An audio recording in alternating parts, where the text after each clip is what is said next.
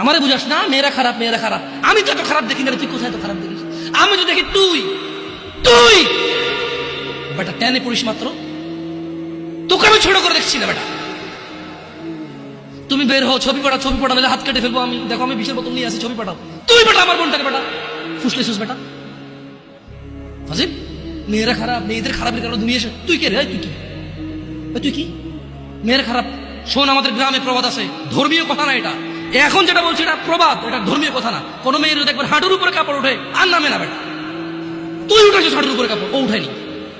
হাঁটু পর্যন্ত তুই উঠাইছিস আর এখন সে নামাচ্ছে না। তুই মনে করিস তুই বেঁচে গেছিস না? তুই মনে করিস তুই জিনাই জেনা না? না বেটা, ও তোর সাথে জেনা করেছে, এরপরে তোকে আরেকজনের সাথে তুই আরেকজনের সাথে করিস। আর তুই সূচনা তুই ওকে শিখেছিস এটা, সবগুলো তোর উপরে আসবে না। তুই নিজের ছোট পাপিষ্ট মনে করিস না?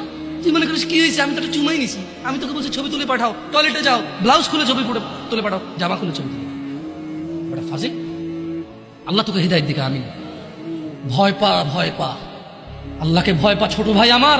সবাই বুড়ো হয়ে মরে না, বহু মানুষ যৌবন্ত অবস্থায় মরে যায়।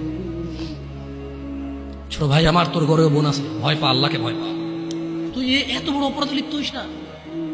তুই মেয়েদের হাঁটু পর্যন্ত কাপড় তুলিস না, খবরদার খবরদার, তুই এটা করিস না।